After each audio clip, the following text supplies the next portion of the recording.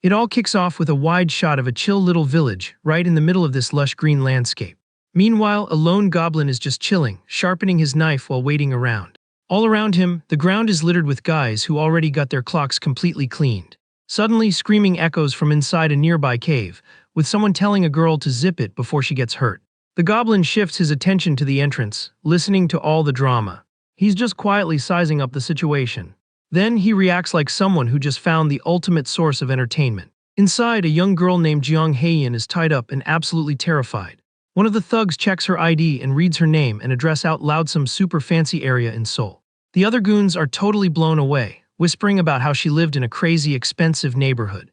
Getting closer, the ringleader asks if she's chilled out yet and tells her to pay attention.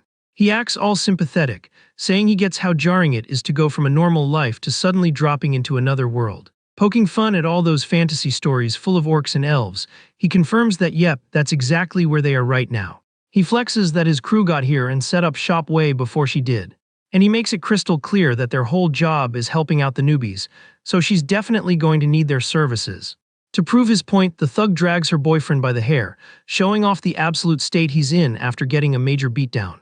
Heian screams in total panic seeing the awful scene.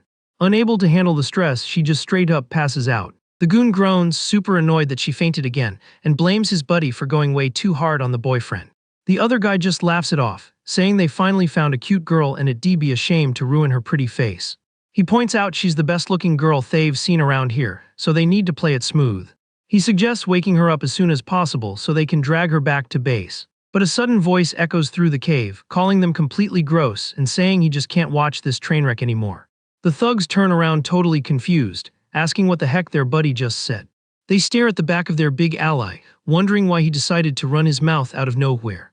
But the big guy just coughs, unable to get a single word out. And then he drops to the floor, totally out of commission. The goons instantly panic, having zero clue what just knocked their buddy out cold. Catching them off guard, the goblin pops up spinning his knives, casually noting how it looked like they were having a grand old time. The guys are absolutely shook by this little green dude just spawning. The goblin stares them down and suggests they play a totally different game now. Getting mad, one of the thugs curses and charges in for an attack. But he gets a nasty surprise when a super fast strike hits him dead on, making him scream in pain. The noise wakes Heian up, totally disoriented, right as the thugs yell to take the intruder out. She can barely process what's going down as she sits there crying in ropes. The guys rush the monster with everything they've got, shouting all sorts of threats. Keeping his cool, the goblin just adjusts his grip on his weapon. One of the goons swings a heavy sword attack, but our little warrior dodges it like it's absolutely nothing, and immediately follows up with a lightning-fast counter, hitting the target with crazy precision. Unable to handle the hit, the guy drops to his knees screaming in agony. The goblin watches his enemy struggle with zero sympathy. The last thug standing backs up in pure terror after seeing his buddy get folded so easily. Meanwhile, Heian just watches the fight, completely mind-blown. Trolling the guy, the goblin asks what he's waiting for since he thought they were still playing around. Freaking out, the dude swings his sword wildly, telling the monster to back off. Totally consumed by fear, he keeps yelling for his life. Seeing the opening, the little warrior jumps super nimbly over his enemy and strikes a vital spot, knocking the wind right out of him, landing smoothly right behind the falling dude. The goon's body hits the dirt hard, ending the threat right there. Heian shakes with fear, watching how easily this creature just swept the floor with everyone. Still conscious, the leader tries to strike a deal, realizing this monster actually speaks human. Desperate, he begs for mercy and even offers food, just trying to make it out alive. But the goblin just raises his weapon, while the guy pleads to know what he wants. Ignoring the begging, the warrior finishes the job once and for all, leaving the last criminal snoozing in the dirt. The winner casually sits on the defeated dude and sighs, complaining about how exhausting that was. But he quickly turns around, surprised by a sound behind him. Heian shrinks back in fear, trying to scoot away as far as the ropes will let her. The goblin walks toward her, holding his sharp blade. But instead of attacking, he just uses it to cut her loose. Satisfied, he notes that she's apparently still hanging around. Rubbing her sore wrists, the girl shyly says "excuse me," and works up the nerve to ask if the monster is also Korean. Crouching, he looks over his shoulder and sarcastically asks if he looks human to her. Crying, she argues that he knows the language, read her ID, and even helped her out. Shutting it down, the green warrior makes it crystal clear he didn't do it to save her. Totally lost, Heian begs him to explain what the heck is going on in this place. Keeping it blunt, the goblin points at the knocked-out dudes and asks if she didn't hear what they said. He repeats that they were all living a normal life until they randomly glitched into this awful world. Unable to wrap her head around this new reality, she looks down and begs him to say something that makes sense. Hearing that, the creature actually finds her freak out pretty funny. He tells her she should have figured it out by now, which just makes her even more confused. Still not getting it, she listens as the goblin asks if she can see any quest window and what the system is telling her to do. The girl just cries, completely overwhelmed by the whole vibe. Just then, a glowing blue screen pops up right in her face, making Heian ask what in the world it is. Chuckling, the warrior notices she's got access to the panel too and gives her a pro tip. Follow the instructions to adapt and snag those rewards. Right after that, he turns his back and tells her to fight for her own life if she wants to make it. But Heian panics, grabs his leg, and begs him to break it down for her better. Feeling the tug, the goblin's irritation hits the boiling point instantly. Grabbing her clothes super aggressively, he pulls her close while she screams in terror. The monster then brings his weapon right up to her face, making things crazy tense. He tells the naive fool that he's the most dangerous thing in this place, asking what exactly she expects from him. Dropping the ultimate threat, he claims that from now on he's going to crush any human in his way, and he only spared her on a whim. Crying non-stop, Heian asks why he's like this, since he clearly has the power to help people. Getting called out, the little warrior hesitates for a split second. His mind flashes back to a rainy memory in a wrecked camp, where a voice cried out that things weren't supposed to end up like this. In the past, the human version of the MC was crying, hugging a fallen friend, begging for help amidst the disaster. Seulga's lifeless body rested in his arms, marking an absolute heartbreak. Heavy armored footsteps break the sound of the rain, walking right up to the scene. Devastated, the guy looks up and recognizes the massive figure of the warrior approaching. The knight stops right in front of him, looking down at the tragedy. This was their leader, Ha Yuri, looking completely ice-cold. Full of pain, the guy reminds her that she promised to help their group survive this messed-up world. Raising his voice, he screams, demanding to know why this happened, since she totally could have stopped it. The warrior formally apologizes, claiming his mission was a success and the loss was a noble sacrifice. But since he turned against his own allies, the payback for treason would be brutal. Furious, the MC tries to defend himself, saying the soldiers attacked Seulgi first and he was just trying to protect her, reminding her that the woman was expecting his kid. Totally ignoring him, the leader lands a merciless strike on him, telling the guy to shut it and accept his end like a traitor. On the ground and badly hurt, the man repeats her words, disgusted by the whole noble sacrifice excuse. To him, this whole setup was just one massive lie. Fueled by pure hatred, he curses all these cruel humans with his last bit of strength. His biggest wish in that final moment was to pay whatever price it took to get payback for that betrayal. Snapping back to the present in the dark cave, a heavy silence fills the monster glares at the shrinking girl and decides to give her the reality check she wanted. Raising his voice, he drops the bomb that he absolutely despises humanity and isn't even part of that race anymore. With zero doubts, the warrior owns his new identity as a greensk. The memories flood back again, bringing up those toxic words about the perfect sacrifice, and the bogus judgment that painted him as the bad guy. Reliving the helpless feeling of trying to explain, he just wanted to protect his family from the guards, only to get silenced by the exact person who was supposed to guide them. That falling into the void feeling stuck with him through his final breath in the past. The lies about honor and treason just kept echoing in his head, fueling this wild rage against how fake those people were. The craving for justice and payback became the only thing keeping his spirit fired up. Suddenly, the soft sound of water drops breaks the vibe, bringing a crazy shift. Gasping for air, he pops up in a dark lake, respawning in a brand new body. Coughing up water, the guy tries to figure out how he's even still kicking. The first thing on his mind is his girl's name, searching for her in the pitch black. Standing up, he realizes he's in a completely random location. A glowing magic circle is chilling right under his feet in the shallow water. Frustrated, he curses out the absolutely ridiculous situation he just got dumped into. Looking at his own hands, the MC freaks out seeing his body got swapped into a totally different creature. Then this shady horned figure mumbles some ritual stuff, saying the old blood is gone and the light guided them. The freshly respawned dude's eyes go wide as he zeroes in on the creature in front of him. The guy introduces himself as Morkzul, the warrior shaman rocking a super creepy skull outfit. Pointing his glowing staff, the elder officially drafts him into the tribe, and hooks him up with a new name to rock in this life. Repeating the word Gorals, the MC tests out how his new gamertag sounds. Feeling the energy surge, he realizes he's become a major vessel for something huge. Time skips forward, and the results of his glow-up are obvious when you see the enemies wrecked on the floor after some crazy fast combos. Watching the replay, an archer from the tribe hypes up his accuracy, thinking his fighting style is top tier. Happy with the progress, the archer tells the rest of the squad to hold their horses right there. She speedwalks through the forest to check out how the new guy is handling business. Back in the spooky cave, Gorls listens to the human girls begging, looking seriously annoyed. Turning his back, he tells Heian to hit the road fast before he changes his mind about sparing her. But she chases after him, promising 100% loyalty if he keeps protecting her. Thinking she's tripping, the warrior asks if she seriously wants to follow a dangerous monster, but she completely shuts that idea down. To her, the real monsters were the humans who promised help but brought pain, while he was the only one who actually had her back. Crying her eyes out, Heian admits she has literally nobody else to trust in this toxic place. Without an ounce of pity, the goblin pokes her forehead, calling her totally clueless, and warns her that blindly trusting people is exactly what gets her into these dumpster fire situations. Picking up the pace, the monster states as a fact that there is zero trust out here. But on the flip side, he mentions she got lucky spawning near a bunch of survivor camps. Down there, she's bound to find people way more willing to help than some grumpy green dude. Stopping in his tracks, he holds out a short tool for her to take. Seeing her confused face, he explains she'll need a blade when they try to charge her a crazy entry fee to join a safe group. Dropping some solid advice, the Green Warrior tells her to hide it well and use it smart if things go south again, aiming for the unarmored spots if anyone slips up.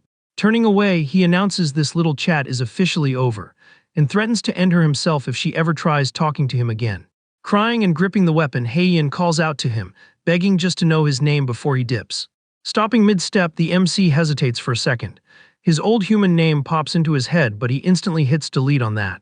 Glancing back, he fully embraces his new era, proudly dropping his name, Gorls the Great Vessel. Somewhere else in the base, green hands are looting and stashing supplies inside a wooden crate. Then an ally pops out from behind the boxes. The clan's archer Meave asks if he let the humans slip away, reminding him the boss ordered them to hunt all humans. Playing it cool, the warrior just acknowledges she showed up. Caught off guard, Meave gets a little jealous, pointing out the human got his weapon when she hasn't even gotten one herself. Crouched down organizing the loot, he practically explains that dealing with such a weak human would give 0 experience points and was just a massive waste of time. Totally swooning over that answer, the archer figures he only wants to fight boss-level humans and cheers, calling him her man, which leaves Gorls completely weirded out. Getting all up in his personal space, she excitedly asks if he's that hyped to fight the overpowered warrior with the holy sword they saw earlier. Standing up and looking away, the MC clarifies he isn't hunting her just because she's a tough boss. With eyes full of rage, the warrior drops his real motive. His one and only goal is to completely wipe out the ones who stole his entire world. Feeling the heavy vibe drop, Meave steps back, definitely spooked by how intense her partner just got. The trauma of the past hits him like a truck. He thinks back to the absolute worst day of his past life, focused entirely on the one person he wanted to protect. Pointing at his own chest out of sheer anger, he says that on top of taking everything that mattered, those humans literally stole his life. Walking off with the supplies while Meave tries to keep up, the MC admits he has no clue why he respawned in this body. But since he did, he guarantees absolutely nothing is going to hold him back now. The intensity of his words makes the archer fall straight on her butt. Fueled by rage, he declares he made a vow to pay any price to wreck the ones who crossed him. Huddled on the floor, his ally watches his absolute meltdown, pretty terrified of what's coming next. A super dark, creepy aura surrounds the warrior. He promises to refund every single ounce of pain they put him through. Pure hatred glows crazy bright through a single red eye in the dark. Locked in on his payback, he swears hell make everyone pay the bill in full. Suddenly, he notices his partner freaking out and snaps out of his rage trance, realizing he took it a bit too far.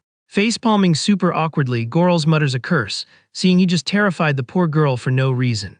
Crouching next to her, he drops a genuine apology, saying the anger wasn't meant for her. Still sniffling, the archer admits she gets super scared when her man goes sicko mode. Getting back to the grind, he stands up and tells her to round up the squad. The play is to gather every piece of loot they can offer the tribe's shaman boss.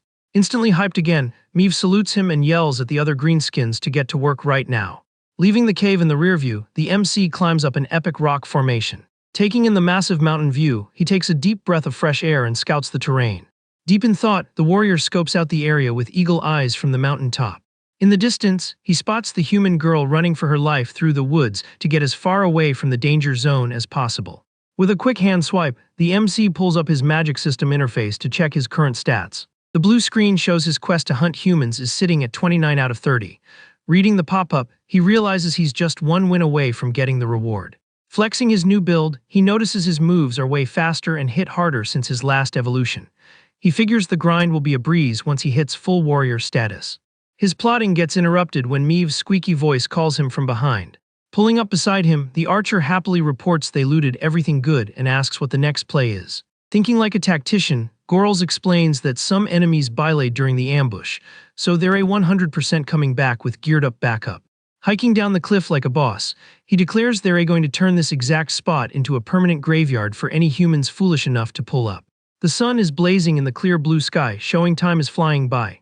At the cave's wooden entrance, the setup phase kicks in with a ton of loud construction noise. Fast green hands are setting up heavy traps and prepping the ground for the ultimate trap card. Wiping the sweat off her face, the archer breathes a sigh of relief after finishing her chunk of the heavy lifting. Running over super clumsy, Meave apologizes to the boss while he scolds her, reminding her he said to handle it carefully so nothing gets busted. But they get cut off when the rest of the tribe rolls up out of nowhere, calling the MC boss and leaving him completely shook by the title. Super hyped, one of the minions reports that all the traps are set exactly how the new boss wanted. The dark inside of the mine is now totally blocked off by barricades of spiky wood, locking out the invaders. Trying to keep things chill, Gorls gives them props for the hustle but tries to clear up that he's definitely not their boss. But the crew completely ignores him and keeps hyping up his leadership. Fanboying hard, one of the little warriors says he watched the epic boss fight against the humans and straight up accepts him as the pack leader. Turning to the crowd, the minion pumps his fist and asks if everyone is down with this major decision. The hype is instant and deafening. A whole mob of greenskins throw their hands up and scream together, swearing absolute loyalty to their new commander. Riding the wave, Meave pokes his shoulder with a goofy smile, saying she accepts him too, but only as her man. The party gets cut short when a scout frantically points at the tunnel, screaming that the humans are rushing their position.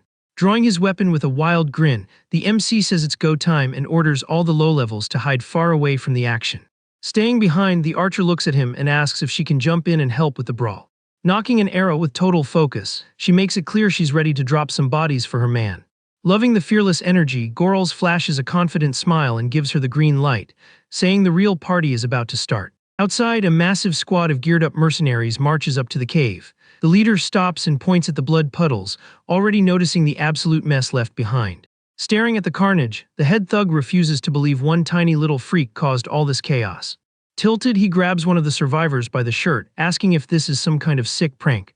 Shaking like a leaf, the goon tries to defend himself, saying the boss is only doubting it because he didn't see the nightmare up close. Having awful flashbacks, the survivor explains the little monster just snapped, went crazy on everyone and solo wiped the whole squad. The boss calls the guy a useless scrub, thinking the whole story is just pure nonsense. With zero chill, he shoves the scared minion, who lands flat on his back in the dirt. Turning back to his heavy hitters, the boss orders them to push in and drag the little freak out alive, no matter what. He wants to see if this coward's story actually holds up.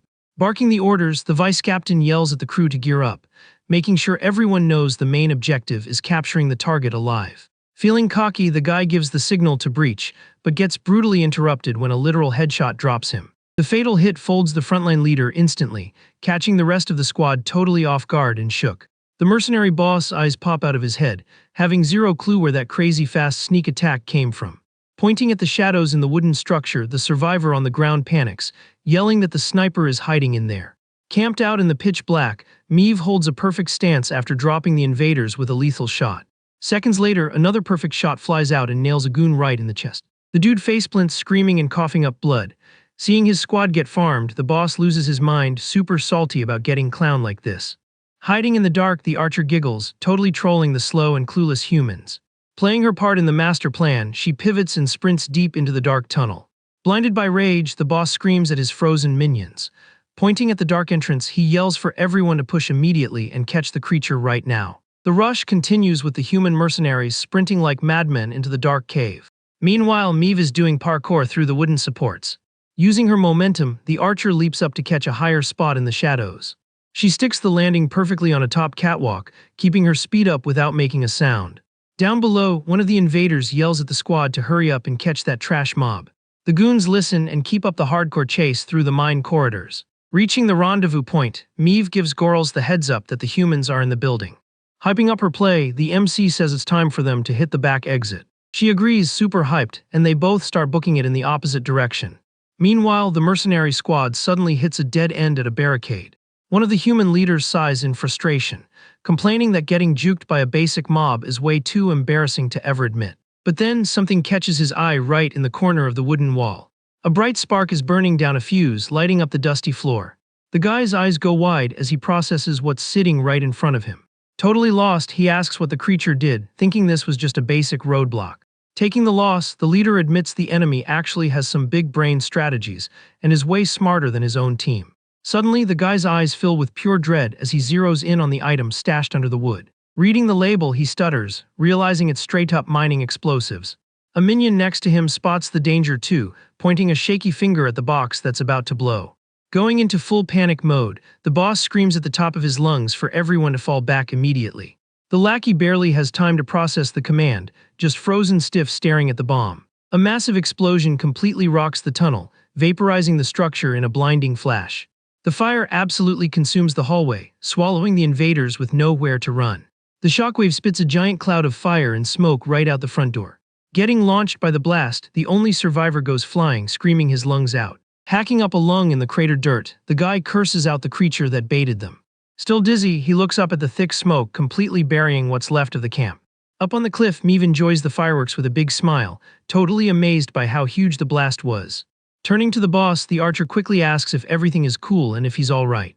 A blue magical energy starts wrapping around the MC, leaving the girl amazed as she calls his name. The system interface pops up showing the quest was a total success, handing the warrior an instant level. The glow fades, showing off Goral's new epic build and totally shredded muscles. Taking a deep breath, the green skin flashes an edgy smile as he gets used to the new height. Feeling crazy new buffs surging through his veins, he thinks to himself that he finally gets what leveling up feels like. Down in the open field, the human minion groans, holding his busted arm. Super salty, he mutters that he tried to warn them, and his idiot teammates totally deserve to get wiped for being so cocky. A second later, the guy freezes, hearing a heavy landing right next to him. Staring down at the floored human, the MC trolls his durability, calling him a cockroach for surviving that blast. The leveled-up warrior grips his dagger tight, ready to extract the intel he needs. Absolutely terrified, the thug screams as he gets yanked up roughly. Holding the guy's face with the blade right there, Gorals makes the vibe incredibly tense. And gives him the cold, hard truth. Answer every question if you want to keep breathing or you're the squad's dinner tonight. The MC's mind flashes to a memory of a human soldier waving a white flag in an open field. The warrior notes that this survivor camp is giving him some serious flashbacks. Scoping the defenses from far away, he figures it doesn't matter if it's been 10 years. Things haven't changed one bit here. Heading back to the squad, the archer runs up looking worried and asks if there's a problem. Keeping it chill, the leader says no, this actually makes things way easier, but first they need to report back to Lord Morksul. Then he suggests they gear up all the boys at the main base before coming back to raid. Listening in, the tied-up human cuts in to remind the monster about their little do. Full of hope, he points out he already marked the survivor camp perfectly on the map for them. Keeping it straight, the warrior agrees a deal is a deal and confirms hell let him. The goon cracks a huge smile of pure relief, asking if he's for real. Acting like he runs the place now, the human tells the other little monsters to move aside because the boss just gave him a free pass. He starts walking away, muttering insults and calling the little guys literal trash. But one of the goblins instantly leaps at his back, weapon drawn, and lands a critical hit right in his spine, catching him completely off guard. The cheap shot makes the guy scream in agony on the spot. Seeing the opening, another lackey jumps and covers his mouth to totally mute the screaming. In literally seconds, the whole mob jumps the dude, finishing him off fast with zero counterplay. Holding the shiny new map, the MC jokes that he did say he'd let him live, but couldn't make any promises about his squad. Back at the tribe's main cave, the warrior takes a breather after the long hike. Shaman Morkzul listens to the debrief in the dark, asking if he seriously wants weapons and troops to raid a human camp. Kneeling respectfully, the newly evolved warrior confirms it, saying he's already got the location, numbers, and layout mapped out. He guarantees the elder that the tribe has a solid chance at a win if they rush them right now. Sitting on his throne, the shaman boss thinks it over in dead silence. Suddenly, a super-aggressive voice echoes, telling Morkzul to absolutely deny that request. Goral slowly turns his head, spotting another warrior crashing the meeting. The absolute unit Goff stomps in trying to look tough, asking shouldn't they be prepping for the big boss incoming call instead. Slamming his staff, the hobgoblin argues it's going to be a massive grind, so they need to stockpile troops and gear right now. The shaman agrees that timing is everything, but admits he doesn't have a solid reason to turn down the rookie's request. Salty Goff points a finger, calling Gorals a total noob who just leveled up, saying they can't waste good loot on someone like him. Not blinking, the MC slowly stands up and dares his rival to tag along on the mission to babysit the troops himself. With a cocky smirk, he trolls the big guy, saying he just needs to actually have the guts to do it. The hobgoblin clenches his jaw in pure rage, asking if the noob wants to test his skills right here, right now. Without backing down a single inch, the archer leader accepts the one-on-one and promises to show him exactly what's up. Things get crazy as Miv rushes in calling for her grandpa, frantically asking if her man is around. Goff gets all up in the MC's face, demanding a duel of honor and daring the rookie to accept. The archer is completely shook hearing this insane challenge. Without missing a beat, Gorls accepts, setting the stakes. The loser becomes the winner's absolute servant. This reckless energy just makes the girl panic even more. Morksul drops the gavel and makes the fight official, totally ignoring his granddaughters begging to stop it. We cut to a massive dirt arena, where the two fighters are already squared up.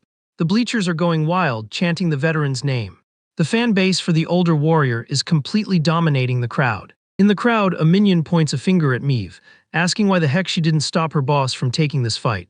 Getting defensive, she says she literally had no time and now it's too late to cancel. Playing referee, the shaman announces it's a clean one-on-one, no weapons or magic, and it only ends when someone taps out or gets knocked out. Pressuring the girl, the lackey warns that the opponent is super toxic and definitely won't let the MC walk out in one piece. Skipping the filler, the elder shouts to officially start the match. Raging hard, Goff lets out a crazy roar and tells the kid to bring it on. Stomping forward, the veteran trash talks the MC, saying one little level up doesn't make him a big deal. Full of ego, he promises to hand out a beatdown hell never forget. Cold as ice, Gorls just watches the sloppy charge. Punishing the slow speed, the newly evolved warrior dodges the attack like it's nothing. And with a lightning-fast sweep, dumps the big guy face first into the dirt. Before the opponent can even breathe, the kid follows up with a heavy punch straight to the face. The hit launches the veteran onto his back, stunning him for a second. The whole crowd goes dead silent, totally mind-blown by the speed they just saw. Refusing to take the loss, Goff gets up fuming. The crowd starts hyping him up again, sure their boy won't fold that easily. Trolling his useless effort, Gorls sarcastically asks if he's really not planning to rage quit yet. Before the rival can even talk, the MC dashes in and grabs him tight, saying he's heard enough. Flexing his strength, the kid locks him in a perfect chokehold. Slowly, the lack of oxygen makes the veteran totally pass out. With that, the opponent's heavy body drops, officially ending the match. Looking at his floored rival, the winner sighs and drops the truth bomb. Sighs means literally zero when your technique is trash. Up in the stands, the archer is jumping for joy, screaming her lungs out for her partner's win. Sticking to the rules, the shaman crowns Gorls the champ and guarantees his raid request is approved. Showing respect, the warrior drops a quick bow, thanking the elder for the shot. Right after, he turns around to head back to his squad. A whole mob of minions swarms him, calling him boss, while Miv tackles him with a massive hug. Flexing super hard, she brags to everyone, asking if her man isn't just the absolute best. While a goblin swears to be his ride-or-die right hand, the girl announces she's spending the night with the winner, leaving the MC super awkward. The chaos stops when Morksul's booming voice calls the kid over. Instantly, both Gorls and the granddaughter snap to attention respectfully. The shaman slams the bottom of his rustic staff into the floor super hard. A blue magical energy starts pulsing crazy bright from the impact. Expanding fast, the light opens up a massive portal right behind the tribe leader. The warrior's eyes pop as he realizes it's some high-tier fast-travel magic. Waving the kid over, the elder reveals there's a very important person he needs to meet right now. Saying yes immediately, the MC follows the shaman into the portal, leaving his partner behind. Popping out the other side, they spawn in a super fancy, detailed hall that looks nothing like a cave. Once they're through, the magic circle dissolves, closing the passage. The young warrior takes a few steps, checking out the shiny floors. Walking next to the elder, he tries to take in how insane this place is. The huge room is decked out with fancy red carpets and a massive desk in the middle. A glowing, mysterious figure is chilling behind the desk. The new guy freezes, obviously shook by what he's seeing. Revealing herself, a woman with exotic vibes and light clothes says hello to Morksul, noting it's been a minute since they last met. Totally lost by the map change, Gorls asks where the heck they just teleported to. Ignoring him, the elder just tells the kid to step up a bit. Doing what he's told, the warrior slowly walks up right next to the shaman. The tribal boss raises a hand, charging a little blue light on his fingertip. Tapping the kid's forehead gently, he tells him to bow his head to show some respect. Even without knowing why, the MC listens and waits for the next move. During the magical touch, the elder officially gives Gorls the admin rights to start his own independent clan, leaving him speechless. The shaman backs it up, saying the kid already proved he's got the skills, and a bunch of fighters are already following his lead. Then he points at the desk, explaining that the mystery woman is going to be his sponsor for this new phase. Wrapping up the intro, Morksul respectfully bows his head to the host. The glowing figure stands up, radiating major golden energy everywhere. She introduces herself as Rumpelstiltskin, flashing a friendly smile to her guests. The MC stares at her totally amazed, realizing she's actually from that ultra-rare golden bloodline. Being super polite, the host pulls up an extra chair to get comfortable for a chat. Skipping the small talk, she confirms the kid's name and brings up that he's looking to upgrade his gear. But since nothing in life is free, she makes it crystal clear she's not just handing out free loot. Gesturing to the chair, she invites him to sit, saying she desperately wants to hear his backstory before making any deals. Taking the offer, Gorls pulls the heavy chair out easily. The warrior gets comfy across from the merchant, keeping a chill and confident vibe. Looking her dead in the eye, he casually asks which part of the lore she wants first. Deciding to keep it 100% real, the guy says he's going to drop the absolute truth about his respawn, whether she believes it or not. Listening to the warrior's tragic lore, the golden lady starts literally shaking with hype in her chair. Slamming the desk, she calls his whole revenge arc an absolute masterpiece. Totally fangirling, she admits this is easily the most entertaining lore she's ever heard. Meanwhile, Gorls just rests his chin on his hand, staying perfectly calm while the host loses her mind. In a flash, crazy magic fills the room, making books and stuff float everywhere. The merchant promises his backstory is going straight into her top-tier collection. Sitting back on her throne like a boss, she can't stop laughing from pure joy. Flexing how much she loved it, the woman leans in super invested, admitting it's been a hot minute since a story hyped her up this much. Across the table, the MC wonders what the heck is so funny about his trauma, strongly fighting the urge to just end this crazy lady right there. But keeping his eyes on the prize, he changes the subject and asks if he can grab his weapons now. Snapping back to reality, Rumpelstiltskin instantly agrees, remembering the kid can't grind without the right gear. Jumping out of her chair, she promises to hook him up with way more than just that. Getting right in his face, she swears to give him a super special gift since he's such an epic vessel, making him pretty curious. Then she turns and tells him to follow her through the massive hall.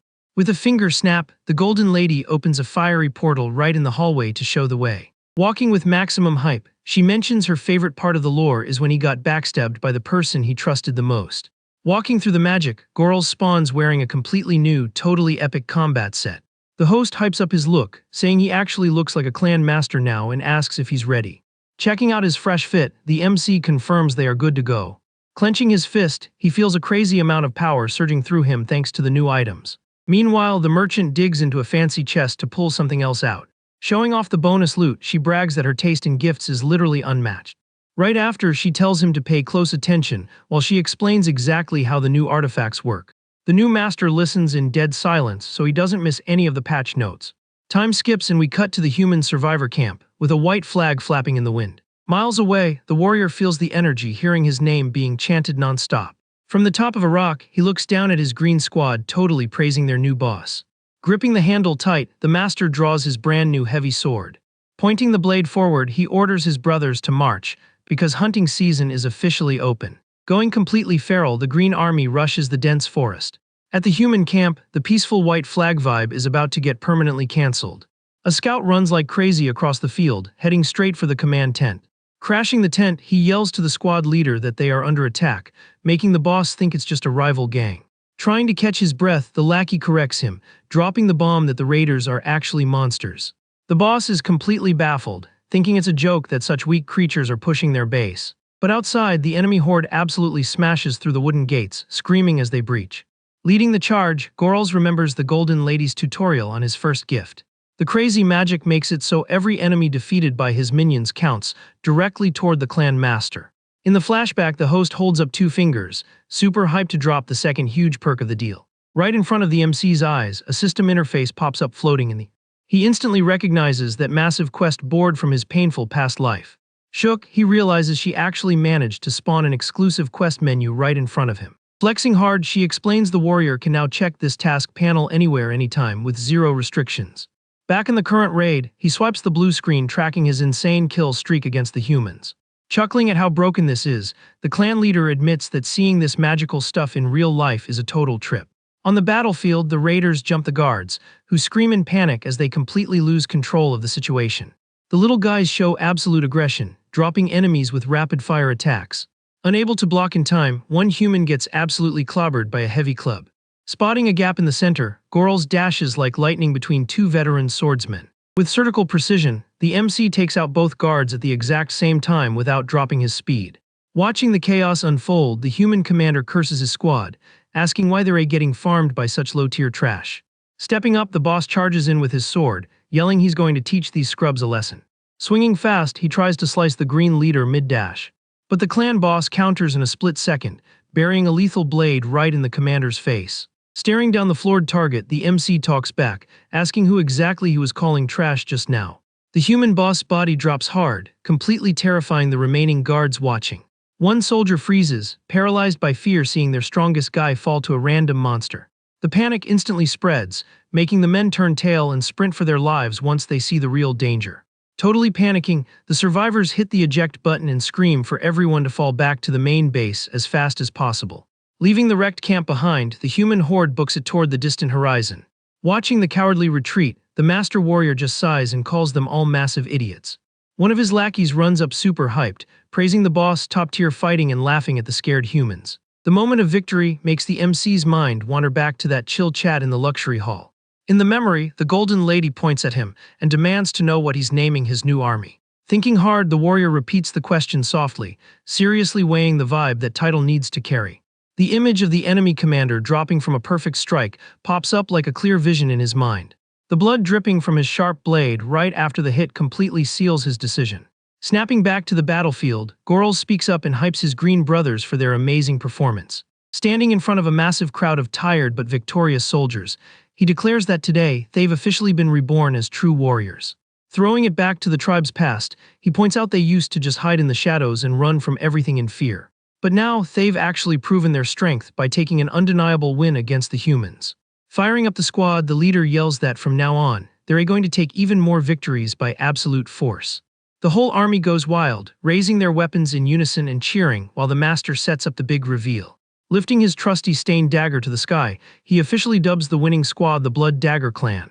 The entire greenskin base echoes with cheers of celebration after the epic win. Miles away, the woman of golden bloodline approves the name Blood Dagger for the clan.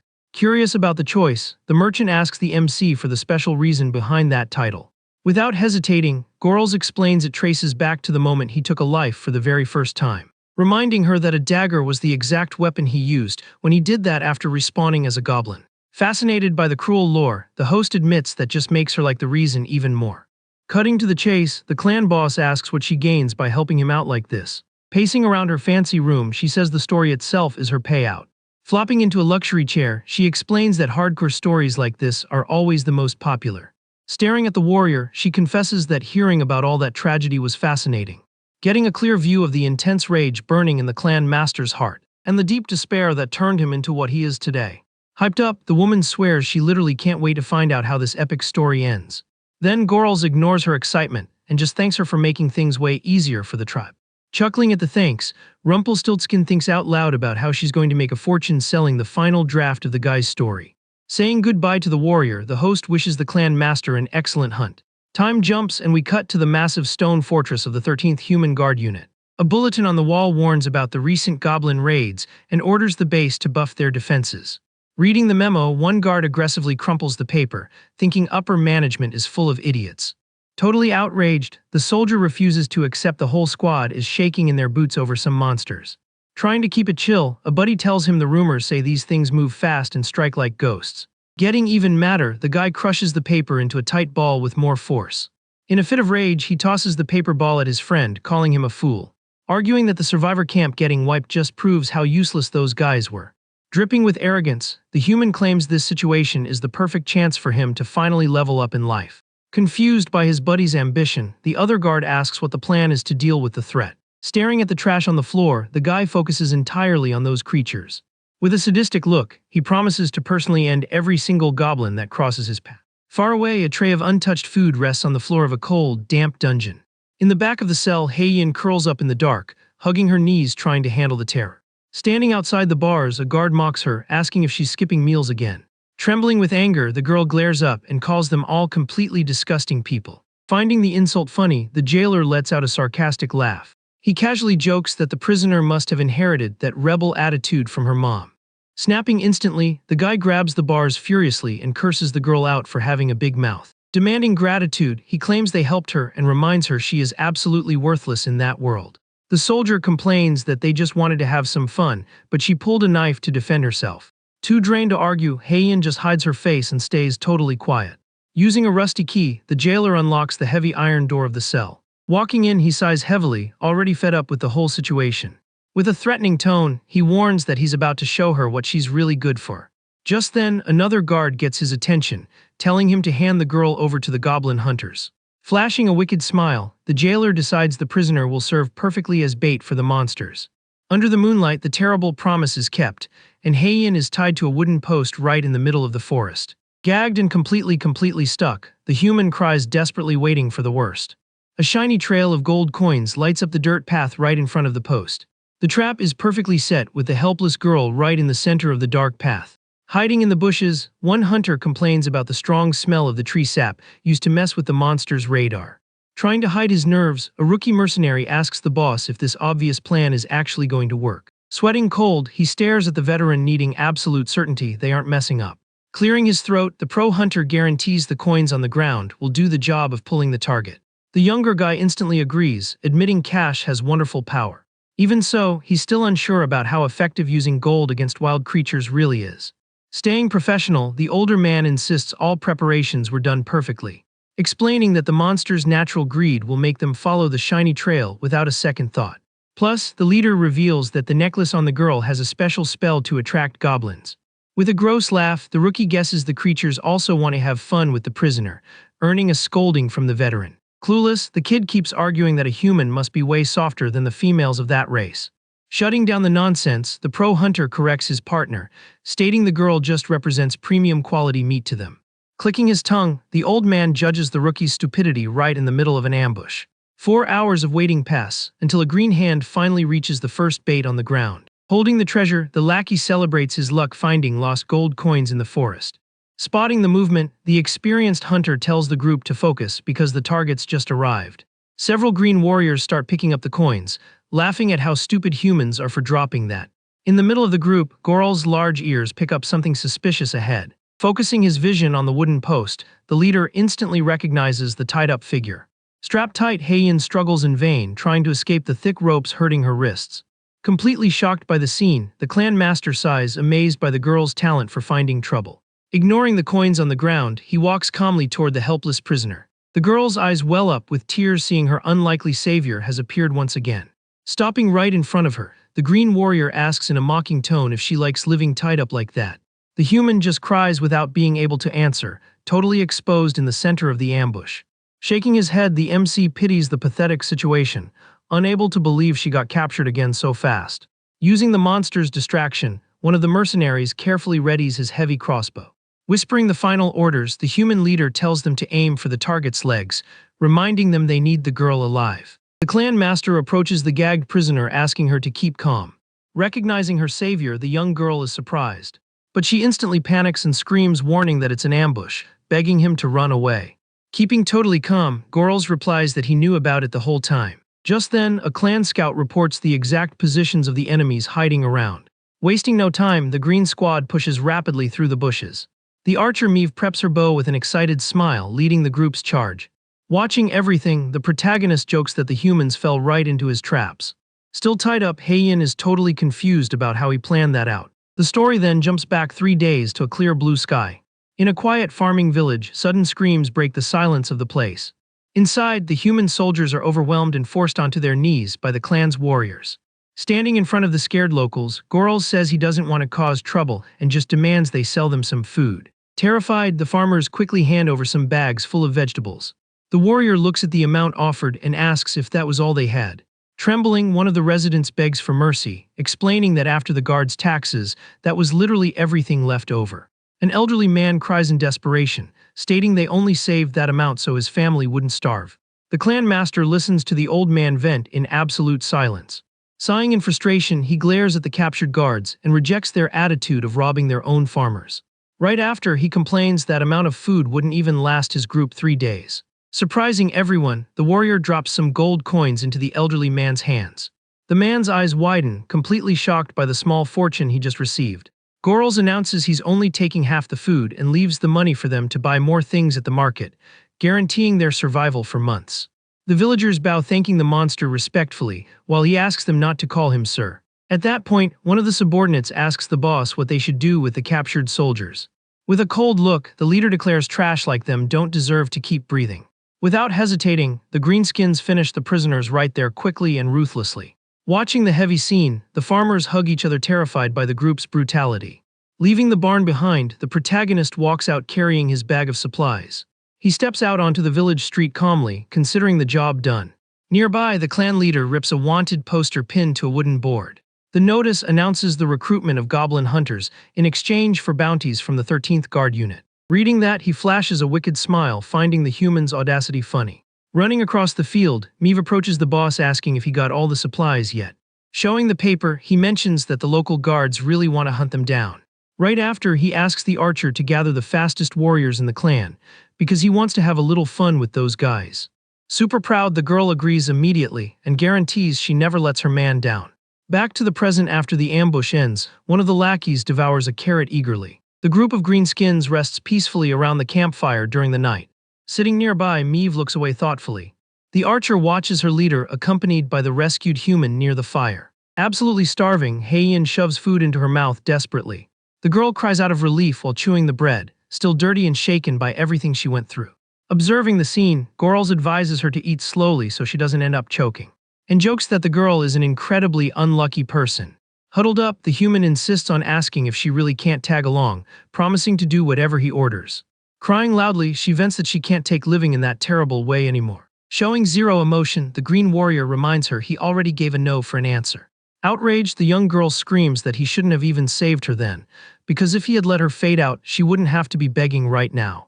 The protagonist admits he didn't help out of useless pity, or at least that's what he tried to tell himself.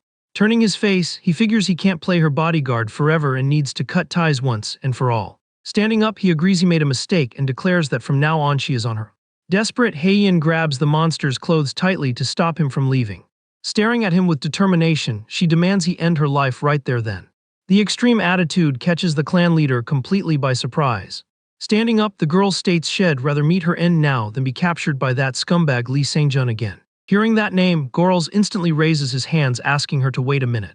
Intrigued, he confirms if she is talking about the warrior from the 13th Guard Unit. The human gets confused by the question and asks if the monster happens to know that man. Flashing a satisfied smile, the protagonist guarantees he knows the guy very well. Stepping out of the shadows, Meave approaches mentioning that guy is someone who definitely shouldn't stay alive. The clan master turns his attention back to the human and asks how long she was locked up at the guard's base. Still cautious, the young girl answers it was just a few days and wants to know the reason for the question. Gorls orders her to spill absolutely everything she saw and heard over there, and only then will he decide her fate. Away from there, the archer crushes a white flower in her hand, clearly bothered by the interaction between the two. She keeps ripping off the petals in the dark, consumed by pure jealousy of the human. The moment of irritation is interrupted when the leader calls her name. Changing moods in the blink of an eye, Meave smiles broadly and answers the call promptly. He tells his partner to gather the fastest and strongest warriors they have, leaving her curious about the plan. With a dark look, the protagonist reveals he's going to form an elite squad to crush that guard unit. Far from the forest, the imposing stone fortress of the humans stands tall under the clear sky. Inside the military base, an ID plate rests on the wooden desk with the name Lee Sangjun. The unit's commander sighs heavily, leaning his head back on the chair while relaxing in the office. Sweating cold, he groans quietly, enjoying a private moment of pleasure. Totally given into the situation, the official praises the solid job of whoever is down there under the desk with him. The commander's fun gets abruptly cancelled when a guard crashes the office screaming about a major issue. Super annoyed by the interruption, the officer curses the guy out, asking if he doesn't know how to knock. Sweating bullets, the subordinate points at the window. He insists the boss needs to see the chaos outside with his own eyes. Jumping up in a hurry and fixing his clothes, the leader gets up complaining. He asks what the heck kind of messy drama is going down now. Outside, flies buzz over the bruised face of a guard totally defeated. The fortress courtyard turned into a terrible scene, with the green monsters stacking the bodies of the soldiers who lost the fight. On that first morning after the raid, the surviving guards gather in shock around the pile to check the IDs of their fallen buddies. Shaking with terror, the scout reveals to the captain that those were the guys sent to hunt the goblins, and warns that the rest of the team went missing entirely. Unable to handle seeing the heavy scene, one of the soldiers throws up on the ground while a friend tries to support him. Completely pale, Lee Sangjun takes a deep breath and orders the lieutenant to double the number of sentries immediately. He also commands them to ask the main unit to send an extermination squad. Staring at the feet of one of the victims, the commander concludes those definitely aren't basic monsters. He grumbles with hate, remembering a certain scumbag. In the past, Lee Sang-jun used to be a high-ranking officer on the front lines, considered one of the strongest among humans. Back then, he humiliated the defeated protagonist, smiling sadistically and saying he already knew that trash would end up like that. Remembering this scene, Gorls maintains a cold and focused look. The Green Warrior states he saw that scumbag's neck in a noose clearly on the day of his end. Observing the imposing fortress of the 13th unit from afar, the clan leader curses his old enemy.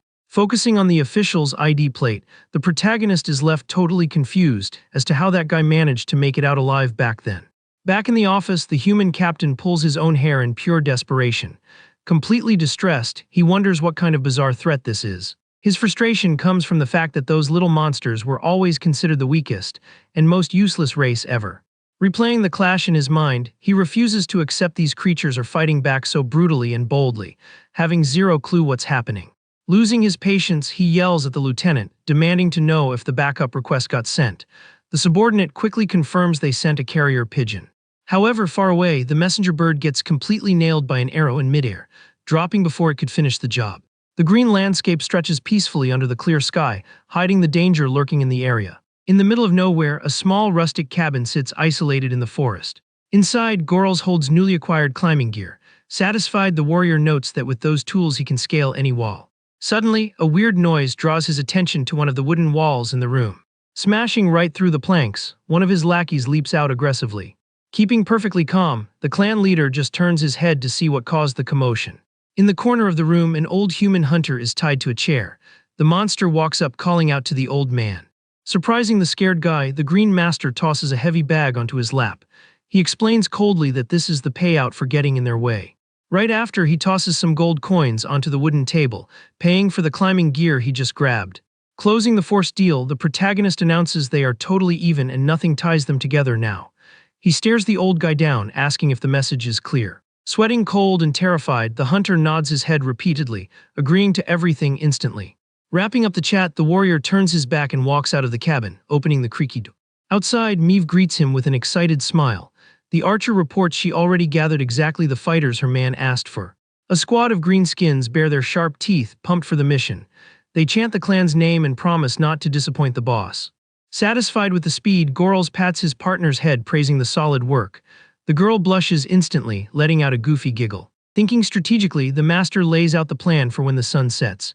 He orders the group to rush the front of the fortress and cause absolute chaos, which the archer accepts right away.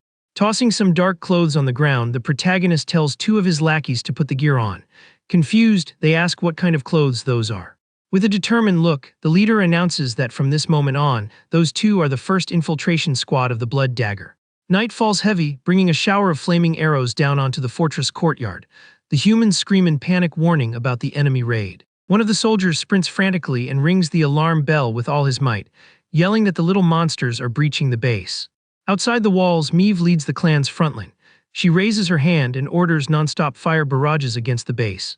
While the chaos unfolds at the gate, an agile figure uses the darkness to scale the isolated stone wall super fast. Using the freshly bought gear, the infiltrator throws a metal hook that catches firmly on top of the wall. In the office, the lieutenant tells the captain about the monster's aerial bombardment, leaving the officer completely shook by the news. Sang-jun slams the desk, boiling with rage. He screams to seal the gates right now and send every available soldier up to the walls. Startled by the boss's tone, the subordinate salutes fast and agrees to execute the orders right away. Alone in the room, the human commander collapses back into his chair, sweating cold and shaking at how bad things are getting. Gripping his hands tight, he admits those creatures are definitely not normal, since he never heard of little monsters raiding a whole base. Out of options, the officer slams his fist on the desk, furious. He figures all they can do is hold out until rescue arrives, trusting blindly that the enemies won't get past the walls. But his confidence is totally fake. The metal hook stays clamped tight on the edge of the wall, holding the weight of the stealth breach. Patrolling the top of the wall, a bald guard stops walking when he hears a weird noise. He wonders what is going on over there. Gripping his spear, the human leans over the edge of the stone structure to check the dark below. Suddenly and brutally, a sharp blade pops out of the shadows and strikes the sentry in a completely unexpected hit. The silent impact drops the guy instantly, ending his watch before he could even scream. Pulling his weapon back, Gorls shoves the limp human body aside to clear the path on top of the wall. The Green Warrior vaults the wall like a pro, while his two squadmates climb up the same rope right behind him. Scanning the courtyard, the protagonist notices all the guards fell back to handle the frontal assault. He realizes Meave's tactic worked even better than expected. Behind him, the two infiltration lackeys draw their weapons in the dark, ready for action. The subordinate glances at the clan master, calling him quietly to confirm the next play. Swords drawn, the green trio positions perfectly on the roof. Full of confidence, they announce the stealth team is fully locked in. Being direct, the leader tells them to hit hard, clear the zone, and bounce. The allies agree instantly, while he reminds them the main target is the captain. Like literal ghosts, the trio leaps off the roof and lands softly on the fortress's inner walkways. Moving in sync down the stone hall, they sneak up right behind the patrolling soldiers. With super coordinated strikes, the minions take out two guards cleanly, giving them zero chance to react. Not missing a beat, the clan master sprints down the path like a fast dark blur. Mid-run, he throws a dagger flawlessly, nailing another human watchman perfectly. Keeping the momentum, the stealth team rushes down the wooden stairs heading to the lower floor. The green warrior leads the push with his eyes glued to his payback, fully locked on the final goal. Reaching a balcony overlooking the chaos outside, one of the lackeys clicks his tongue. He trolls the massive panic the humans are having over the fake raid. Dead silent, the protagonist spawns behind a soldier posted there and lands a critical hit on the guy. Riding the momentum, the trio grabs the knocked out enemies and chucks them hard over the balcony rail. With nothing to hold on to, the watchman's body plummets down to the dark courtyard below. Watching the drop from above, the leader says goodbye to the defeated human with pure disgust. Far away inside the safe room, Commander Lee Sang-jun's eyes widen in absolute shock hearing a loud noise. The heavy wooden door to his office gets kicked open violently, marking the inevitable meetup. With a deafening crash, the heavy wooden door to the office is thrown wide open. Spooked, a guard steps back holding his sword and yells for the lieutenant in complete panic. Gorls walks into the room with heavy steps, while the officer realizes the invader's voice sounds crazy familiar. The clan master says coldly that the guy is definitely going to lose his mind once he gets a good look at his face. Focusing on the figure in front of him, the commander's eyes pop open, completely frozen in shock. Desperate, he curses the intruder and asks how it is possible for a little monster to speak the human language. Totally unfazed, the protagonist replies that shouldn't be his biggest worry, since he literally watched him lose his life with his own eyes. Revealing his true identity, the warrior greets Lee Sang-jun using his name with a dark smirk. The captain freezes up, sweating cold and shaking with fear as he recognizes the old teammate he personally backstabbed. The human's mind flashes straight back to an old, terrifying memory of escaping a dark cave. In the past, young Sang-jun was sprinting through the rocky tunnels, totally out of breath and terrified. Further back, a buddy begged him to wait, but the guy ignored him, saying he'd end up dead if he stopped running. The other soldier named Shin Diakho kept begging for help while panicking. Annoyed, Sang-jun told his partner to shut it and keep moving as fast as humanly possible. Keeping the pace, he thought that as soon as they ditched those enemies everything would be fine, while looking back scared. Just then, an aggressive green monster popped up snarling right behind the running squad, closing the gap. Unable to handle the pressure, the teammates screamed in pure desperation for everyone to hurry up. Running right behind, the human protagonist lamented the fact that Sang-jun ditched them as bait just to save himself. A harsh reality check and pure dread took over the guy's eyes facing that nightmare scenario. Trying to hold on to hope, he yelled for his friend to hang in there because backup would arrive soon. Consumed by rage, the young guy swore that if he ever saw that scumbag again, he would end him, but he never got the chance. Back in the present, silence completely takes over the fortress structure as the payback finally goes down. Staring down the cornered captain, Gorls warns he's got a lot of important questions for him. Popping up at the window, Meave points out the spot is too exposed and suggests they take the target somewhere more private. Absolutely outraged, the officer rejects the idea screaming and declares he isn't going anywhere with them. With a sadistic grin, the archer aims her crossbow and threatens to pin him with some arrows to drag him out by force. The human sweats cold and trembles in fear, asking if the little freak is actually serious. Finding it funny, the clan master notes the captain never even saw him as a real person from the start. With zero chance to defend himself, Sang-jun gets gagged and completely neutralized by the stealth squad. With the target secured, the green team casually walks down the base corridors carrying the prisoner. Reaching the edge of the balcony, the warriors drop the human's heavy body onto the stone floor. Without an ounce of pity, the clan leader kicks the officer hard in the back, shoving him over the edge. The gagged prisoner plummets down the side of the high wall, dropping straight into the dark forest below. The brutal impact against the brush pulls a muffled scream of pain from the totally immobilized captain. Down below, the minions notice the drop and celebrate that the target survived, just like the boss calculated. Quickly, one of the warriors grabs the human by the hair, making 100% sure he can't escape. Still up on the wall, Gorls checks if the squad is good and tells the archer to signal the retreat. Following the order, a lackey blows a horn as loud as he can, signaling to cause maximum damage on the way out. The deep sound of the instrument rings out across the battlefield, reaching the army waiting outside. Instantly, one of the troop leaders yells to stop the assault and pull all units back safely. On the fortress walls, the human soldiers are left totally confused, seeing the push just stop out of nowhere. Relieved, the lieutenant orders his men to hold their fire, announcing the monsters are finally running away. The chaotic night wraps up, making way for the first rays of sun to light up the forest view. The day starts off chill at the Blood Dagger's rustic base, super far away from all the drama they left behind. A wrinkled hand holds out a plate with a huge piece of roasted meat at a camp nearby. Wrapped in a thin blanket, Heian stares at the food looking super tense and suspicious. The old human hunter tries to comfort her, guaranteeing the meat was cooked well and should be delicious. Even though she's starving, the girl hesitates and stays dead silent looking at the generous offer. Noticing her totally on edge, the old man sets the plate down and promises it isn't poisoned, telling her to relax. Beaten by hunger, the young girl finally gives in and starts eating in the chill yard of the camp. Breaking the ice, the older guy honestly mentions he really wanted to say thank you to her. He explains that if she hadn't stepped in that night, he would have been finished off right alongside the guards. The hunter points out that instead of making fun of him, she showed mercy, so he decided not to just ignore her situation.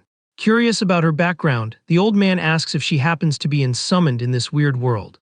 Explaining it better, he drops that the locals call people who spawned in from another time and place summoned.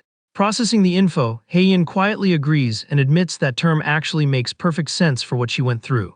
The old guy goes on, saying those people usually get skills through a ritual called a quest. The human looks away thinking hard, remembering exactly what the man is talking about. With a soft hum, a magic system screen pops up floating right behind the girl's back. The glowing panel shows an incomplete task, telling her to defeat a goblin to unlock her hidden power. Hiding in the bushes, two clan subordinates spy on the chat, curious about what the humans are talking about. The other replies acting all smart, hinting at some nonsense about what a human man and woman do together. Annoyed by her partner doubting her, the warrior raises her voice and asks if she thinks she's lying. The gossip gets totally shut down with a smack on the head from the clan leader, who calls them nosy idiots right away. The scene shifts to a dark room, where the human captain wakes up coughing after his long blackout. Realizing he's tied to a wooden chair, Sangjun struggles desperately while sweating cold. The freakout gets instantly punished with a brutal punch that hits the officer's face with full force. Keeping an intimidating vibe, Gorls stares the prisoner down and tells him to start talking immediately. Being straightforward, the clan master demands to know exactly how his old teammate managed to make it out alive. Spitting blood, the human claims he has no idea what he's talking about, and says he only survived because he didn't die. The sarcastic comeback doesn't fly with the interrogator, who lands a heavy hook right on the target's face. Giving zero chance to defend, the Green Warrior unleashes a ruthless combo of hits to break the prisoner. Unable to take the painful beatdown anymore, Sangjun screams at the top of his lungs, begging the monster to stop. Totally sobbing, the captain gives up and begs the invader to just say what he wants to hear. With a piercing glare, Gorls repeats the question slowly, demanding to uncover the big secret of his survival. Totally outraged by the interrogation, the human captain yells it's ridiculous to ask how someone who is clearly alive is still breathing. Keeping a cold expression, the clan leader fires back, stating he saw with his own eyes that man get publicly executed by the Holy Sword Warrior. The prisoner completely loses his composure, going into shock hearing the famous knight's name and questioning the insanity of that story. Desperate, the officer swears he never even saw that overpowered woman's face in his life, and has zero clue why she would want to end him. Out of patience, the Green Warrior grabs the human's bruised face hard and demands how he can act like he didn't trick innocent people, just to use them as disposable pawns. Raising his voice, the protagonist keeps pushing the accusations, reminding him the officer also handed over female prisoners to his bosses like a total creep. He breaks down how, after the human deserted to the west with the victims, the Sword Warrior hunted him down and delivered the final punishment 4 months later. Trembling with terror under the monster's grip, Sangjun cries, swearing it's a lie, saying he's never been out west and has lived in this same region for a little over. The unexpected drop totally catches the clan master off guard, shattering his absolute certainty. Letting go of the prisoner's face slowly, the goblin processes the new intel in complete silence. Evaluating the situation carefully, the protagonist realizes the human actually doesn't seem to be lying about the time he spent there. The warrior looks down deep in thought, noticing that Scumbag's rank is still just a captain, which makes him wonder what huge detail he's missing. A massive realization hits the green leader's mind, bringing up an almost unbelievable theory. With that, he takes a step back and quickly asks what today's date is, leaving the prisoner even more confused by the random topic swap. Losing his chill, the monster lunges again and grabs the captain aggressively, demanding the exact date including the. Totally terrified by the sudden aggression, the human stutters the date, revealing it to be May 7th, year 86 of the Empire. The clan master's eyes pop open, paralyzed by the insane shock of hearing that specific year. Putting his hand over his face, the protagonist tries to digest the massive scale of what he just figured out. Without another word, the warrior turns his back and starts walking toward the door, ignoring the prisoner screaming, asking where he is going. Sangjun struggles in the wooden chair, yelling that since the monster got all the answers he wanted, he should untie him immediately. Stopping in his tracks, the green leader glances over his shoulder and casually mentions he almost forgot one detail. Walking back to the chair, he admits he made a promise a long time ago that he never got the chance to fulfill, while the officer demands to be let go right now. The goblin's mind flashes back to when he was still human, remembering the hate-filled vow that he would give that captain a terrible end with his own two hands. Bringing the past into the present, the warrior grabs the prisoner's head firmly, catching the guy totally off guard. With a fast and ruthless move, the tribe leader finishes the job once and for all, taking out the enemy without a single hesitation. Staring down the deleted target, the protagonist sighs happily that he finally managed to honor the promise he made to himself. Outside the dark room, the day breaks, lighting up the rustic wooden base in the forest. With his thoughts racing, the Green Master realizes that Imperial Year means it is exactly 5 years before the day of his old tragic end. Putting the puzzle pieces together, he realizes in shock that his current status isn't just a basic magic respawn, but an actual time travel. Opening the creaky door, the warrior steps out into the fresh air, still processing the crazy new reality he just unlocked. Walking with solid steps across the camp grass, the protagonist walks up to the rescued human sitting on the ground. Stopping in front of her, he calls her name casually and asks if she's got a second to chat. Super hyped for the attention, Heian agrees instantly and jumps up to hear what he has to say. Not far away, the clan's archer stalks their interaction, hiding behind a cabin roof, totally locked onto their every move. The wind rustles the tree leaves under the clear sky, showing it's a chill morning in the green woods. Keeping a serious vibe, the green warrior crosses his arms and starts giving the human girl the rundown. Being direct, he tells her to pay close attention and asks if she is really sure about tagging along, which she confirms without blinking. He then decides to lay it all out, warning her up front that he can never guarantee she'll be safe in the middle of all this chaos. The Green Master keeps dropping facts, warning she will have to watch her own back because the upcoming boss fights are going to be way worse than anything she's seen yet. Looking her dead in the eye, he asks if she is still down to ride even knowing all the risks, and the girl doubles down with total determination. Faced with human stubbornness, the protagonist sighs quietly and tells her to memorize one specific phrase perfectly. With a firm tone, the leader speaks a few words in the native monster language for her to lock in. Confused by how the weird words sound, Heian puts her hands together shyly and asks what that actually means. He explains the phrase, tells the other goblins she belongs to him, guaranteeing most of them won't dare lay a finger on her, but points out the rest of her survival is her own problem. The human listens closely while the warrior holds up a finger, letting her know there's one last detail to clear up. Closing the deal, the master makes it obvious she has a free pass to leave whenever she wants if she ever changes her mind later. A little embarrassed by the monster's hidden soft spot, the girl thanks him for the chance super genuinely. As he turns his back to get back to the grind, the young girl runs after him asking to cash in a tiny favor, making him curious. Face red and eyes tearing up, the human begs for a spot to take a shower, admitting it's been a really long time since she actually got clean. Instead of replying, the protagonist randomly shouts his subordinate's name, making the archer jump out of hiding, sweating cold and swearing she totally wasn't spying. Ignoring the terrible excuse, the boss points at the human and announces to his partner that the girl is his prize now, ordering her to make sure everyone in camp knows it. The rustic wooden frame of the makeshift bathhouse stands out among the trees in the daylight. Thick hot steam rolls up from behind the large white sheet hung to keep the spot private.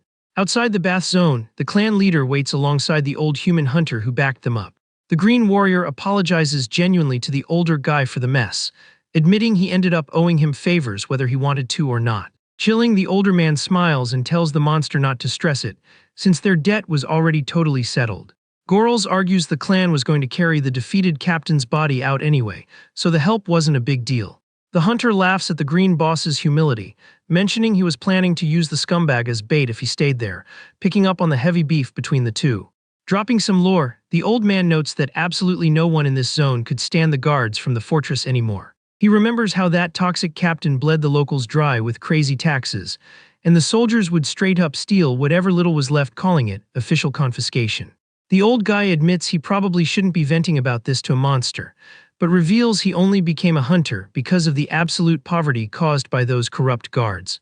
Watching a lackey drag the enemy's body through the dirt, the man promises the locals will throw a massive party when they hear the officer is gone. The chat gets interrupted by Meave, who walks up holding clean clothes and asks where the boss wants to stash the expensive fabrics he bought at the human market. Pointing at the bathhouse sheets, the warrior tells the archer to hand the gear over to the human washing up inside. Surprised the clothes are for her, the subordinate walks in and hands the items to Heian, who tries to practice the goblin phrase with an awful accent, leaving the ally confused.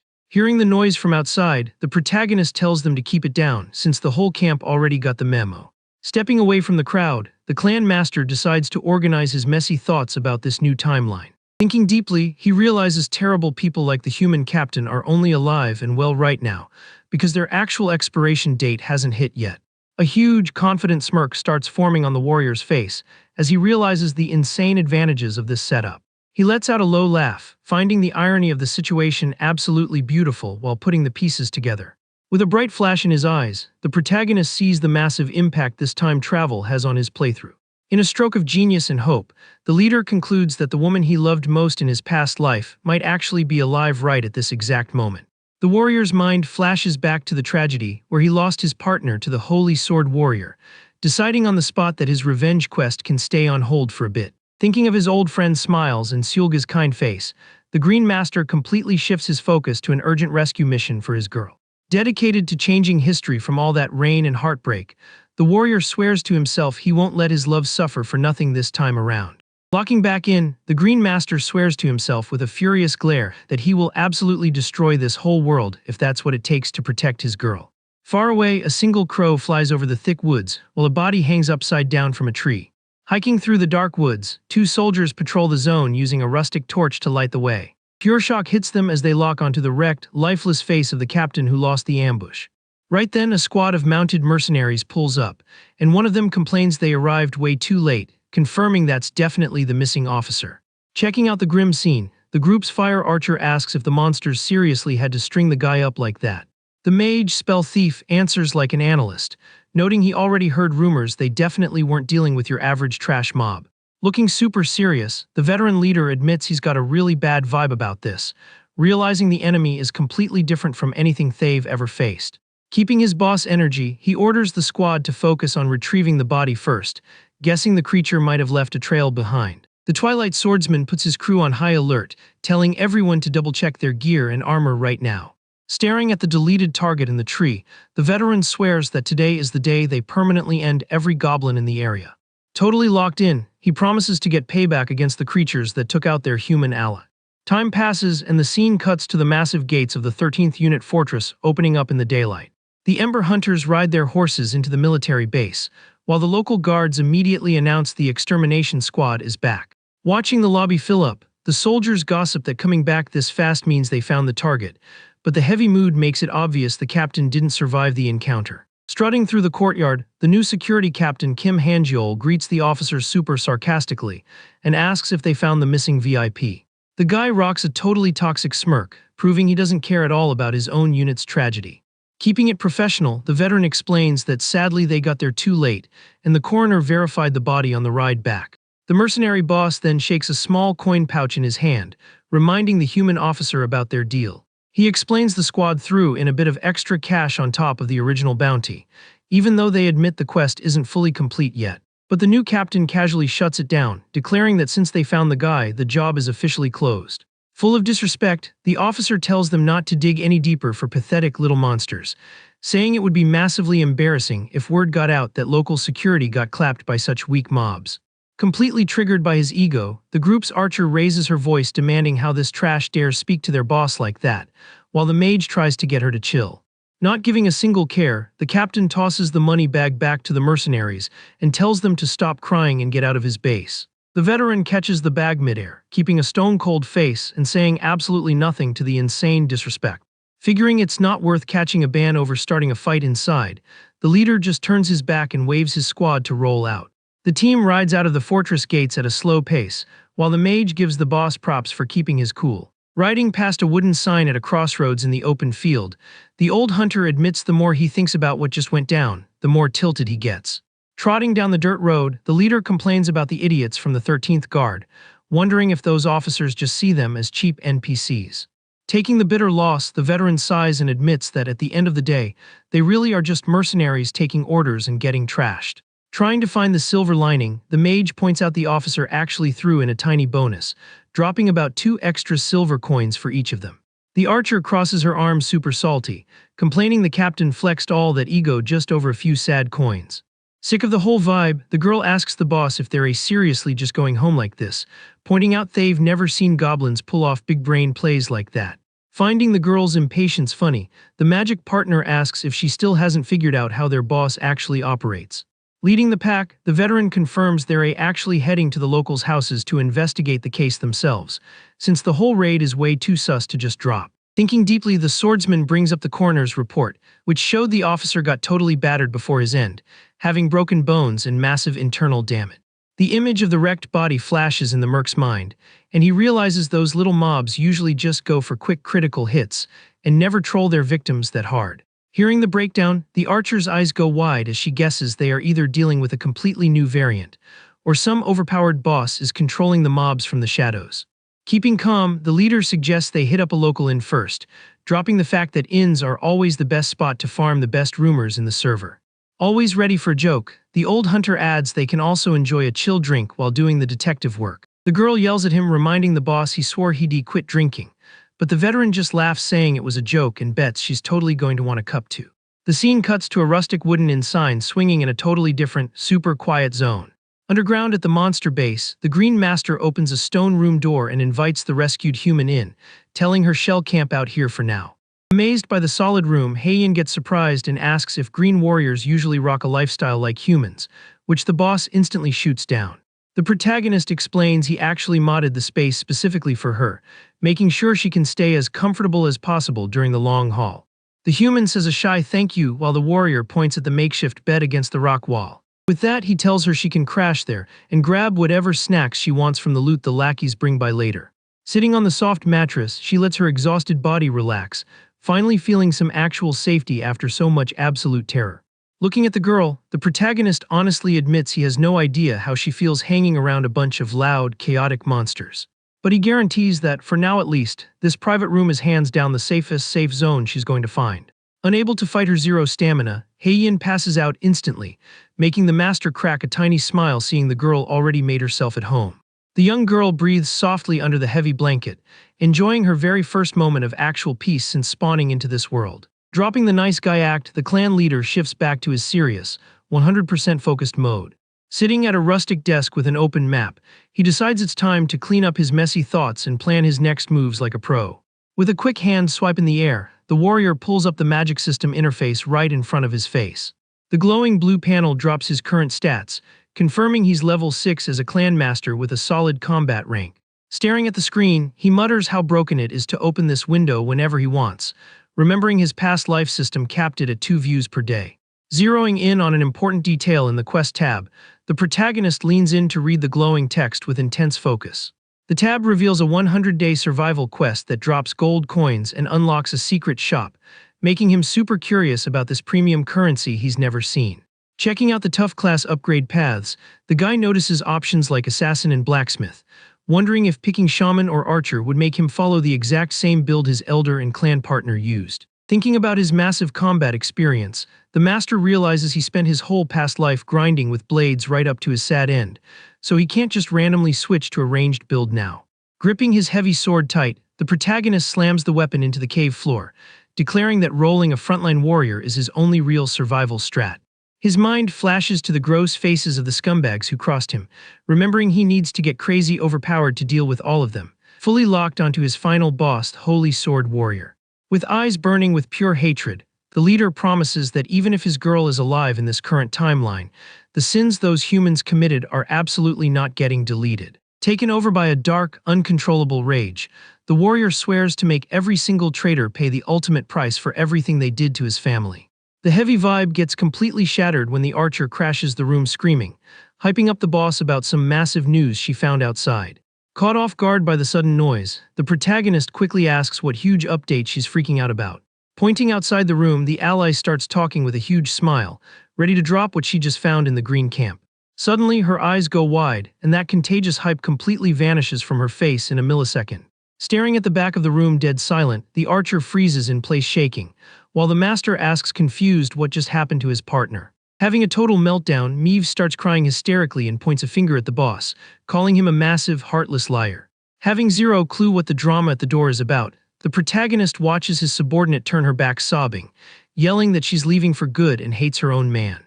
Moving on pure reflex, the leader dashes and grabs the archer's arm hard to stop her from running, demanding she explain where this crazy tantrum came from. Furious and with huge tears in her eyes, the girl points at the human sleeping on the mattress in the back and demands to know why the boss's prize is literally chilling in his bed. Pinning the protagonist against the tunnel wall, the partner screams at the top of her lungs asking if they already hooked up, crying out of pure jealousy because he didn't pick her first like he promised. Trying to defuse the situation, the protagonist steps up and wraps his partner in a tight hug totally out of nowhere. Completely stunned by the move, the archer blushes bright red with tears still in her eyes. The clan master thinks to himself that hooking up with the human is just insane, and he hasn't done anything remotely like that. Still feeling insecure, Meave looks up wanting validation and asks softly if that's actually the truth. Dripping with confidence, Gorls reminds the girl that he is her man, leaving a little suspense in the subordinate gets instantly flustered, getting totally hyped thinking he means they should officially be together. But totally killing the vibe, the leader switches gears and asks what the big breaking news was. The girl blinks, snapping back to reality and remembering the super urgent reason she crashed the room in the first place. Dead serious, Meave reports that the famous squad called Ember Hunters is out there looking for him. The Green Warrior gets confused by the name and asks her to repeat what kind of hunters they are. Raising her voice, the archer confirms the crew's name and warns they are ridiculously overpowered enemies. Gorls starts stuttering the weird name, still trying to process how the title she just dropped sounds. He takes a beat, putting the pieces together in his head while trying to remember where he knows that lore from. A drop of sweat rolls down the protagonist's face the second the reality check hits his brain. Grabbing his partner by the shoulders a little too rough, he demands to know if she seriously just said Ember Hunters. Spooked by the boss's intense reaction, the girl steps back a bit and confirms she was literally saying that name the whole time. Without another word, the Green Master slowly lets go of his subordinate's shoulders, completely rattled by the intel. Sprinting through the rocky tunnel, the protagonist facepalms in pure panic, wondering why the heck this specific group had to spawn right now.